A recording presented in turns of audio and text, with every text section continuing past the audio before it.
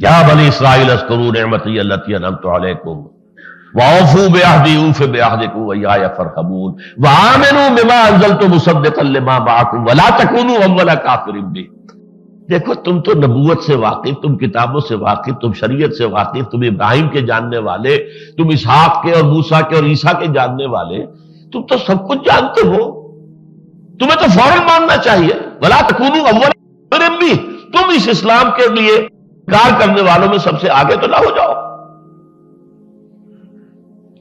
حضور کو بڑی توقع تھی کہ مکے والوں کو تو میں نے ٹھوک ٹھوک کر قرآن پڑھایا، وہاں پھر بھی 10 سال کے اندر 100 سوا 100 سے آدمی بات میرے پاس نہیں آیا۔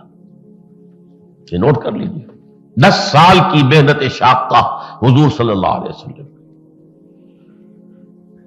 بمشکل 100 سوا 100۔ انہیں توقع یہ تھی یہ تو سب کچھ جانتے ہیں، انہیں تو فوراً ماننا چاہیے، یہ تو منتظر بیٹھے ہوئے تھے کہ آخری رسول کا وقت آنے والا ہے۔ اور آپ کو یہ بھی نکتہ بتا دوں، جو سب سے پہلے 6 خزرجی ایمان لائے ہیں وہ کیوں ایمان لائے تھے؟ سن 11 کے حج میں یا سن 10 ہی کے حج میں، 10 نبوی، ہجری نہیں، ابھی ہجرت سے 3 سال پہلے، جب طائف سے تو حضور آئے تھے، پتھراؤ جو ہے آپ کے جسم اطہر پر کیا گیا تھا، آپ گئے تھے وہاں کہ شاید وہاں کا کوئی بڑا چودھری، بڑا سردار ایمان لے آئے، تو یہاں ابو طالب کی سپورٹ تھی، وہ فوت ہو گئے ہیں، لہذا میں اپنا کئی مرکز شفٹ کروں، لیکن وہاں تو ناکام ہو کر واپس آ گئے۔ آپ کو خیال بھی نہیں تھا یثرب کا، یا مدینہ تو بعد میں بن گیا، یثرب تو کہلاتا تھا، لیکن اسی سال جس سال کے طائف سے آپ شدید پتھراؤ اور شدید مایوسی اور ایسے جلے بجھے ہوئے، زہر میں بجھے ہوئے تیر جو ہیں باتوں کے، اچھا تو تمہارے سوا کوئی نہیں ملا تھا اللہ کو نبی بنانے کے لیے، جاؤ یہاں سے۔ دوسرا سردار کہتا جلدی سے چلے جاؤ یہاں سے، اس لیے کہ 2 ہی باتیں، یا تم سچے ہو، اگر رسول ہو سکتا میں گستاخی کر دوں، میں تو مارا جاؤں گا۔ دیکھیے استہزاء کا انداز، اور اگر جھوٹے ہو تو جھوٹے کو میں منہ نہیں لگانا چاہتا، جاؤ دفعہ ہو جاؤ، چلے جاؤ۔ یہ جملے سنے ہیں حضور نے۔ ایک آدمی ساتھ تھا، زید بن حارثہ رضی اللہ تعالی عنہ، سامنے پتھر آتے تھے وہ سامنے آ جاتے تھے کہ مجھ پر پتھر آئے، حضور پر نہ آئے، اب وہ پیچھے سے آ رہے۔ اب ایک آدمی 4 طرف سے تو نہیں روک سکتا۔ بہرحال یہ سیرت کا ایک بڑا دردناک باب ہے یہ، لیکن اسی سال پھر کھڑکی کھلی یثرب کی طرف سے، 6 افراد ایمان لے آئے اسی موسم حج میں۔ ایک وادی تھی، اب وہ وادی نہیں رہی، میں نے اس وادی کو دیکھا ہے، اور چونکہ میں نے پڑھا تھا اس وادی میں حضور نے بیعت لی تھی مدینے والوں سے، بیعت عقبہ اولا، بیعت عقبہ ثانیہ۔ پھر سید احمد بریلوی رحمت اللہ علیہ جب حج کے لیے گئے تھے تو انہوں نے اپنے ساتھیوں سے بھی اسی جگہ پر جا کر بیعت لی تھی۔ ایک عمرے کے موقع پر میں نے بھی اپنے بہت سے ساتھیوں سے اسی مقام پر بیعت لی۔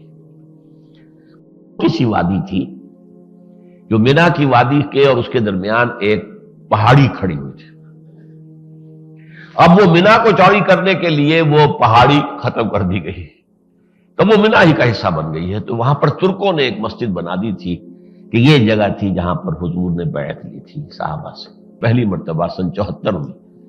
2 ساتھیوں نے مجھ سے وہاں بیعت کی تھی۔ وہاں اس گھاٹی میں 6 آدمی ملے، حضور نے جا کر بات کہی۔ اب ان لوگوں نے کنکھیوں سے ایک دوسرے کو دیکھا، آنکھوں میں باتیں کی۔ بات کیا کی؟ یہودی یہ کہا کرتے تھے، جیسے ہمارے ہاں بنیے جو ہوتے تھے گاؤں میں، تو وہ جو گاؤں کے لوگ ہیں، راجپوت ہیں، کوئی اور ہیں، اور وہ کہتے تھے اچھا ابھی تو تم ہمیں مار لو، یہودی کہتے تھے ابھی تو تم ہمیں پیٹ لو، لیکن آخری نبی کا ظہور ہونے والا ہے، جب وہ آ جائے گا ہم اس کے ساتھ ہو کر تم سے جنگ کریں گے، تم ہمیں شکست نہیں دے سکو۔ یہ انہوں نے سنا ہوا تھا کہ کوئی آخری نبی کا ظہور ہونے والا ہے، یہ یہودی کہہ رہے ہیں اور دھمکا رہے ہیں ہمیں کہ ہم اس کے ساتھ ہو کر تم سے جب لڑیں گے تو تم ہمیں شکست نہیں دے سکو۔ آنکھوں آنکھوں میں باتیں کی کہ یہی معلوم ہوتے ہیں وہ شخص. تو اس سے پہلے کہ یہودی ان پر ایمان لائے تم ایمان لے آؤ. اس طرح یہ بات شروع ہوئی مدینے میں، اور پھر یہ اگلے سال 12 افراد نے آ کر بیعت کی، اس سے اگلے سال 75 افراد نے بیعت کی، رستہ کھل گیا. تو اب وہاں پر جو چھوٹی سی ریاست بن گئی وہاں قانون کی ضرورت تھی. اب قانون دیا جائے، معاشرے کو صحیح بنیادوں پر استوار کیا جائے. قوانین، قانون وراثت آ رہا ہے، تعزیرات آ رہی ہیں، چور کا ہاتھ کاٹنا ہے، غیر شادی شدہ 100 کوڑے مارنے ہیں، اور کوئی الزام لگا دے زنا کا اور 4 گواہ پیش نہ کر سکے تو 80 کوڑے اس کو لگائے جائیں گے. یہ قوانین آ رہے ہیں نا. وراثت اس طور سے ہوگی. وضو اس بلیا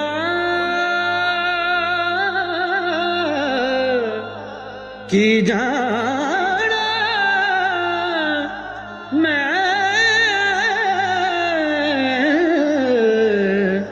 بلیا کی جانا ذاتی شک دی کون بلیا کی جانا ذاتی شک دی کون رانجے نو میں گالیاں دیواں من وچ کراں دعائیں رانجے